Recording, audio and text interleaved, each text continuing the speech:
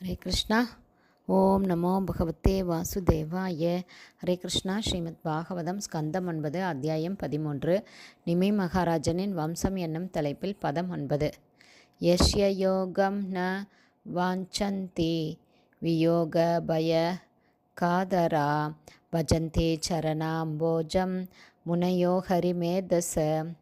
Word by word meaning. எஸ்ய உடலுடன் யோகம் தொடர்பு கொள்ள நான் இல்லை, வாஞ்சந்தி ஞானிகள் விரும்புவது, வியோக பய காதராத ஜட உடலை மீண்டும் விட்டுவிட வேண்டுமே என்று அஞ்சி, பஜந்தி உன்னத அன்பு தொண்டை செய்கின்றனர், சரண அம்போஜம் பகவானின் தாமரை பாதங்களில் முனைய மிகச்சிறந்த புண்ணிய புருஷர்கள், ஹரிமேதச யாருடைய புத்தி பரமபுருஷராகிய ஹரியின் சிந்தனையில் எப்போதும் ஆழ்ந்துள்ளதோ. டிரான்ஸ்லேஷன்.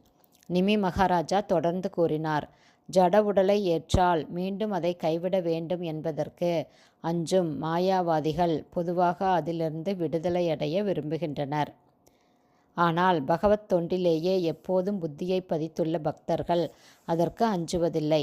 உண்மையில் பகவானுக்கு உன்னத அன்பு தொண்டை செய்வதற்கு அவர்கள் உடலை நன்கு பயன்படுத்தி கொள்கின்றனர். பர்பட் பை ஷில பிரபாத். ஜெய் ஷில பிரபாத். நிமி மகாராஜா பந்தத்திற்கு காரணமாக உள்ள ஒரு ஜட உடலை மீண்டும் ஏற்க விரும்பவில்லை. அவர் ஒரு பக்தர் என்பதால் பகவானுக்கு பக்தி தொண்டை செய்வதற்குரிய ஒரு உடலை பெற விரும்பினார். சில பக்தி வினோத தாகூரார் இவ்வாறு பாடுகிறார். ஜன்மோபி மோரே இச்சா யதி தோர பக்த கிருஹே ஜனி ஜன்ம ஹ உமோர கீட ஜன்ம ஹாவோ யதா துயா தாச.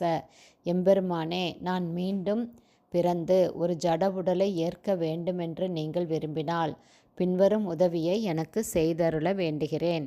தங்களுடைய பக்தர் அல்லது தங்களுடைய தொண்டர் அல்லது பக்தரின் வீட்டில் நான் பிறக்க அருள் புரியுங்கள். அங்கு பூச்சியை போன்றதோர் அற்ப பிராணியாக பிறப்பதிலும் எனக்கு ஆட்சேபனை இல்லை என்று கூறுகிறார். ஸ்ரீ சைத்தன்ய மகாபிரபுவும் இவ்வாறு கூறுகிறார். நதனம் நஜனம் ந சுந்தரிம் கவிதாம் வா ஜெகதீஷ காமையே மம ஜென்மனி ஜென்மனீஸ்வரே பவதாத் பக்திர் அகைத்து கீத்வயே. அகில லோக நாயகனே, எனக்கு பௌதீக செல்வம் வேண்டாம், பௌதீக சீடர்களும் வேண்டாம், அழகிய மனைவியோ அல்லது மலர்ச்சொற்களால் வர்ணிக்கப்படும் கர்மங்களோ கூட வேண்டாம். ஒவ்வொரு பிறவியிலும் தங்களது தூய பக்தி தொண்டை மட்டுமே நான் வேண்டுகிறேன் என்று சிஷ்டாஷ்டகம் 4வது பதத்தில் சைத்தன்ய மகாபிரபு கூறுகிறார். ஒவ்வொரு பிறவியிலும் ஜன்மனி ஜென்மனேஸ்வரே என்று கூறும் பகவான் சைத்தன்யர் சாதாரண ஒரு பிறவியை பற்றி குறிப்பிடவில்லை. பகவானின் தாமரை பாதங்களை நினைத்து வாழக்கூடிய பிறவியை பற்றியே குறிப்பிடுகிறார். விரும்பத்தக்கது அத்தகைய ஒரு உடலே. ஜட உடலை ஏற்க மறுத்து அருவ பிரமத்தில் கலந்துவிட விரும்பும் யோகிகளையும் ஞானிகளையும் போல ஒரு பக்தன் நினைப்பதில்லை. இத்தகைய கருத்தை பக்தன் விரும்புவதில்லை. மாறாக பகவானுக்கு தொண்டு செய்ய அவன் விரும்புவதால் எந்த உடலையும் பௌதீகம் அல்லது ஆன்மீகமாக ஏற்றுக்கொள்ள அவன் தயாராக இருக்கிறான். இதுவே உண்மையான விடுதலையாகும். பக்தர் ஒருவர் பௌதீக உடலில் இருந்தாலும் அவர் முக்தி பெற்ற ஆத்மாவாக இருக்கிறார்.